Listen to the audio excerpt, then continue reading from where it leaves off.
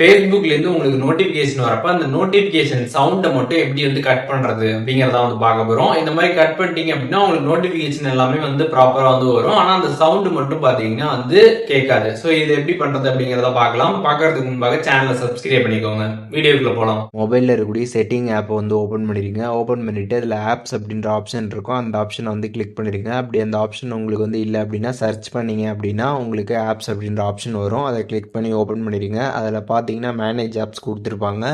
அதை கிளிக் பண்ணிங்கன்னா ஃபோனில் இருக்கக்கூடிய எல்லா ஆப்புமே லிஸ்ட் அவுட் ஆகும். அதில் வந்து ஃபேஸ்புக் ஆப்பை கிளிக் பண்ணிடுங்க. ஃபேஸ்புக் ஆப்பை கிளிக் பண்ணிவிட்டு அதில் நோட்டிஃபிகேஷன்ஸ் அப்படின்ற ஒரு ஆப்ஷன் இருக்கும். அதை கிளிக் பண்ணிட்டு அதில் சவுண்ட் வைப்ரேஷன் அப்படின்ற அந்த 2 நோட்டிஃபிகேஷன் இருக்கும். அதை கிளிக் பண்ணி வந்து ஆஃப் பண்ணிடுங்க. ஸோ இப்படி ஆஃப் பண்ணிட்டீங்க அப்படின்னா உங்களுக்கு ஃபேஸ்புக்லேருந்து வரக்கூடிய எல்லா நோட்டிஃபிகேஷனும் எல்லாமே வந்து வரும். உங்களோட நோட்டிஃபிகேஷன் பேனலில் எல்லாமே வந்து ஷோ ஆகும்.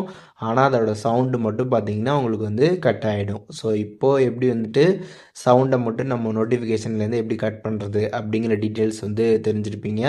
அண்டு உங்களுக்கு திருப்பியும் சவுண்டு வந்து வேணும் அப்படின்னு நினச்சிங்கன்னா இதே செட்டிங்ஸில் வந்துட்டு நீங்கள் வந்து அந்த சவுண்ட் ஆப்ஷனை கிளிக் பண்ணி வைப்ரேஷனை கிளிக் பண்ணி ஆன் பண்ணிட்டீங்க அப்படின்னா அதுக்கப்புறம் சவுண்ட் எல்லாமே வர ஸ்டார்ட் ஆகிடும். அதையும் தெரிஞ்சுக்கோங்க. ஸோ இப்போது இந்த வீடியோவில் கம்ப்ளீட் டீட்டெயில்ஸ் தெரிஞ்சிருப்பீங்க. இதில் எதுவும் டவுட் இருந்துச்சு அப்படின்னா கமெண்ட்ஸில் மென்ஷன் பண்ணுங்கள். நான் எல்லாருக்குமே ரிப்ளை பண்ணுறேன்.